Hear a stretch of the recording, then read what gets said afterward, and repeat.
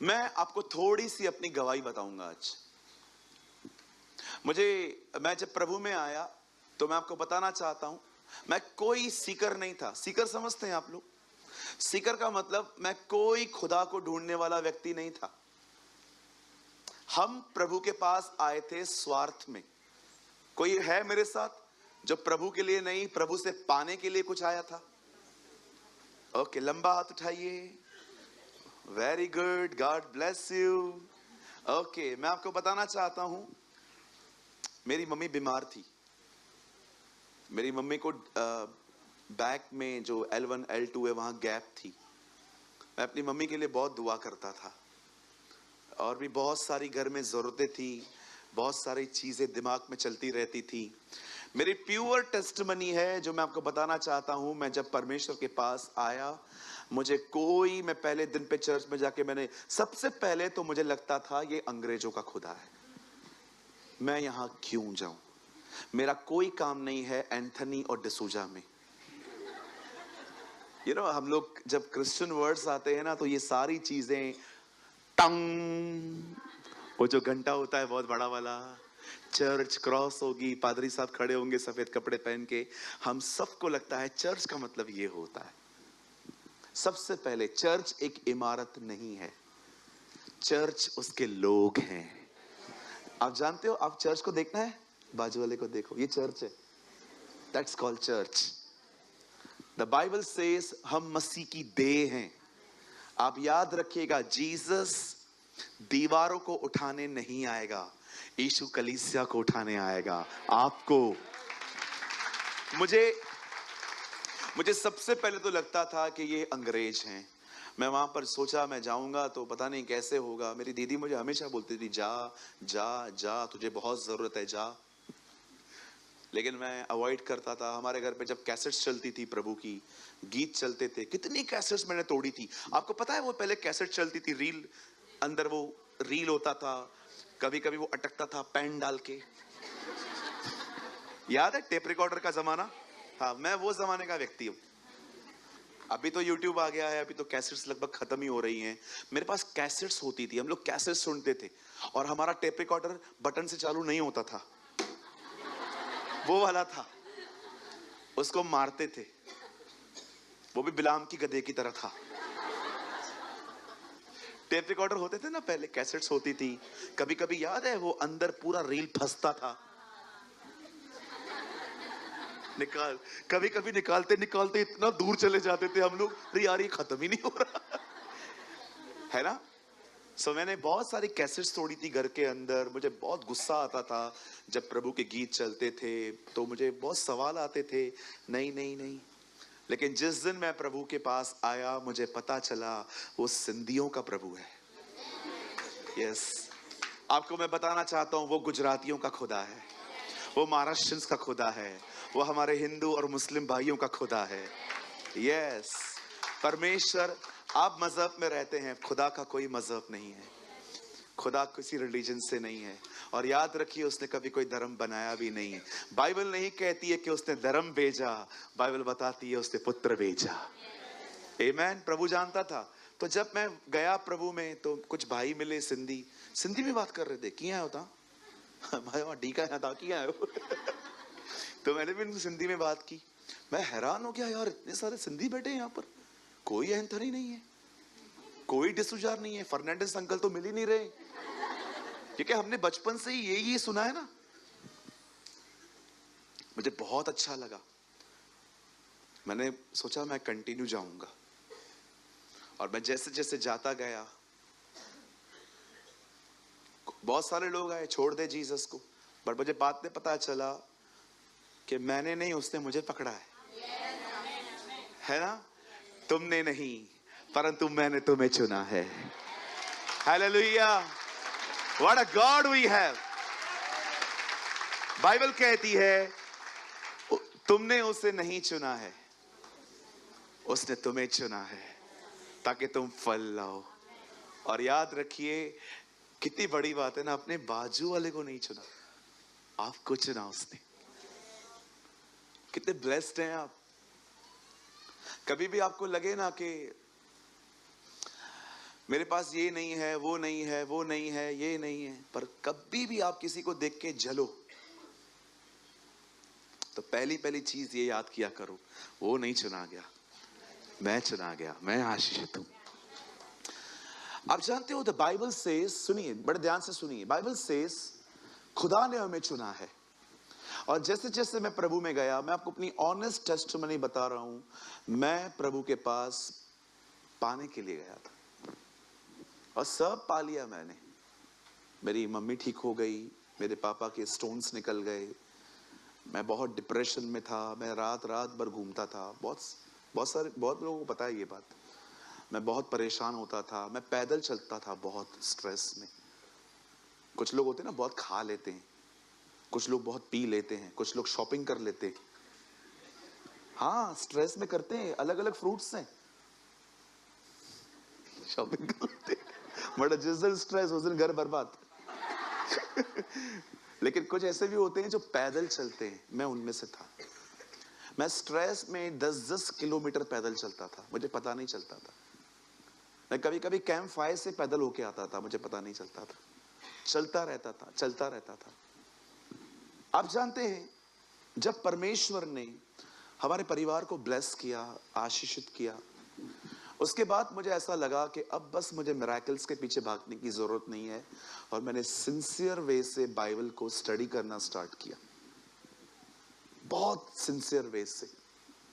रात रात, सुबह सुबह उठ उठ के, आपको इनकरेज करने के लिए बता रहा हूं, मैंने अधिकतर परमेश्वर के वचन के प्रकाशन उपवासों में पाए हैं। मुझे कोई भी वचन समझ में नहीं आता था, मैं उसके लिए फास्टिंग करता था, हाफ डे उसके लिए कंटिन्यू प्रे करता था, प्रभु अपने वर्ड को मेरे लिए खोलिए। और परमेश्वर अद्भुत तरीके से अपने वचनों को मेरे सामने खोलते थे। ऐसे करते करते करते करते एक छोटी सी कॉटेज मीटिंग प्रीच करने के लिए मिली, वहां पर लोग ब्लेस्ड हुए। फिर पास्टर साहब ने कहा कि चलो आओ, अब आओ चर्च में प्रीच करो। फिर हमने वहां भी प्रीच किया तो लोगों को बहुत ब्लेसिंग मिली। आहिस्ते आहिस्ते मैं अनुभव से पहचान पाया कि मुझे परमेश्वर ने टीचिंग का वरदान दिया है। और मैं उसमें से ही अभी भी, आप देखिए, भले कोई कितना भी कुछ कहे, मैं अपनी बुलाहट में उसी में बना रहता हूं। क्योंकि परमेश्वर ने हर एक को अलग अलग तरीके से यूज किया। मैं किसी को नहीं कहता हूं, अगर कोई मुझे कहता है मैं इनकरेज करता हूं, ओके करो ब्रदर, क्या प्रॉब्लम है इसमें। परमेश्वर ने जो आपको दिया है आप वो करो। आपको अपनी सेवकाई याद रखिए, याद रखिए, बुलाहट अब्राहम की थी, लूत की नहीं थी। एक पास्टर ने मुझे कहा जो मेरी बुलाहट है वही मेरी कलीसिया की बुलाहट है। मैंने कहा होता ही नहीं है ऐसा। परमेश्वर हर एक को अलग अलग तरह से इस्तेमाल करते हैं। आमीन। मसीह की देह के अंदर कुछ गंभीर प्रचारक होते हैं, तो कुछ ऐसे भी प्रचारक होते हैं जो हंस हंस के प्रचार करते हैं, कुछ ऐसे भी होते हैं जो भविष्यवाणी करते हैं। परमेश्वर तो डोंट थिंक कि एक ज्यादा आत्मिक है, एक ज्यादा शारीरिक है, नहीं। परमेश्वर को पता है कि कलीसिया के अंदर मुझे क्या करना है। अब सुनिए, जब मैं आगे बढ़ा तब मुझे पता चला कि अब मुझे स्वयं के लिए नहीं जीना चाहिए। आप जानते हैं, आपको प्रभु में चलने के लिए सबसे ज्यादा हिंडर कौन करता है? आपका बदन। किसी किसी का माइंड उसके कंट्रोल में नहीं है, किसी किसी के थॉट्स या उसकी जुबान उसके कंट्रोल में नहीं है, कोई कोई अपनी बॉडी के ऊपर कोई कंट्रोल में नहीं है। इसलिए यीशु ने कहा यदि कोई मेरे पीछे आना चाहता है तो पहले अपना इनकार करे, क्योंकि प्रभु जानते हैं सबसे ज्यादा प्रॉब्लम आपको आपकी बॉडी देगी। इसीलिए परमेश्वर ने हमें अनुग्रह दिया ताकि हम अपनी देह पर राज्य कर पाएं। अब बड़े ध्यान से सुनिए, एक दिन मेरी नजर इस वचन पर गई।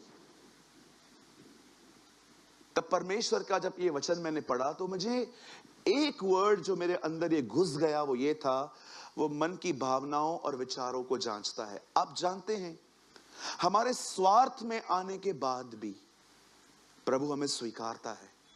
गुमराह पुत्र को अपने बाप की याद तकलीफ में आई थी, लेकिन जब वो वापस लौटा तो उसके पिताजी ने ये नहीं कहा कि मैं तुझे स्वीकार नहीं करूंगा क्योंकि तू प्रॉब्लम्स में आया है, अपने अच्छे दिनों में नहीं। परमेश्वर ने उसे स्वीकारा। मैं आप में से हर एक को ये बात कहना चाहता हूं, यहां जितने भी लोग बैठे हुए हैं, आप भले ही यहां पर अपना काम करवाने के लिए आते हो या इसीलिए आते हो ताकि आपको ब्लेसिंग मिले, मैं एक खुदा का रिप्रेजेंटेटिव होने के नाते आपको कहना चाहता हूं, यस, प्रभु आपको स्वीकारेगा। वो आपको स्वीकारता है, वो आपको रिजेक्ट नहीं करेगा। जा और सब ठीक करके फिर आ। बट अगर आप उसके साथ चलना शुरू कर दें तो मैं आपको बताना चाहता हूं, द ब्यूटीफुल वर्क जो वो आपके अंदर कर सकता है वो ये है कि अब वो आपके अंदर रहकर आपके इंटेंशंस को बदलेगा। मैं फिर से कहता हूं, वो स्वार्थियों का खुदा है, पर वो ये नहीं चाहता कि स्वार्थी सदैव स्वार्थी बना रहे। अब आपको एक लेवल और ऊंचा उठना है। अब आपको उस लेवल पे आना है जहां पर आप परमेश्वर से कह सको, प्रभु तू मेरे लिए करे या न करे, तू मेरा परमेश्वर है। अब प्रभु कोई फर्क नहीं पड़ता। प्रभु अब आपके साथ मेरा लेन देन का संबंध खत्म हो चुका है। आप जानते हो कितने लोग हैं, अगर उनकी प्रार्थनाएं 2-3 महीने तक भी अगर उनका उत्तर ना आए तो उन्हें लगता है शायद मैं गलत चर्च में हूं, मुझे मंडली बदल देनी चाहिए, मुझे पास्टर चेंज कर देना चाहिए। भैया पास्टर चेंज कर लो, खुदा तो वही है, इधर भी वही खुदा है, कहीं और जाओगे तो वहां पर भी वही खुदा है। आज मैं आपसे पूछना चाहता हूं, क्या परमेश्वर के साथ चलते चलते आपके इंटेंशंस में होली स्पिरिट ने वर्क किया है? क्या आप ये कह सकते हो, यस सूरज भाई, अब परमेश्वर मेरे अंदर, जो मेरे अंदर इंटेंशंस हैं उनको गाट गाट और गूदे गूदे को और मेरे अंदर की हर चीजों को अलग अलग करता जा रहा है। मैं यहां पर आया अपने लिए था, पर अब मैं अपने लिए जीता नहीं हूं। नाउ अब मैं उसके लिए जिंदगी जी रहा हूं। अब मुझे कोई फर्क नहीं पड़ता मुझे क्या मिल रहा है, अब मुझे यह देखता हूं उससे क्या मिल रहा है। क्या ये आपके अंदर काम हो रहा है?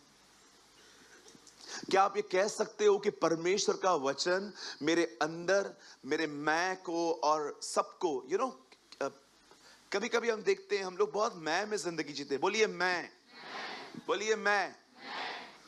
जून से पहले कौन सा महीना आता है? कहिए मैं। आप जानते हो कई बार हम मैं में जिंदगी जीते। एक दिन जीसस एक व्यक्ति से पूछता है, तेरा नाम क्या है? तुम्हारा नाम क्या है? उसके अंदर डीमंस थे। वो कहता है, हम सेना हैं। 2000 दुष्ट आत्माएं एक साथ रह सकती हैं, 100 विश्वासी नहीं रह सकते। 2000 डीमंस एक साथ रह सकते हैं एक ही घर में लेकिन 100 लोग एक कलीसिया के अंदर एक मन नहीं रह सकते। जरा सोचिए। हालेलुया। क्यों नहीं रह सकते? बोलिए, क्योंकि मैं जिंदा है। हाँ, आई एम इंपॉर्टेंट, मैं महत्वपूर्ण हूं। आओ सिंहासन लगाओ।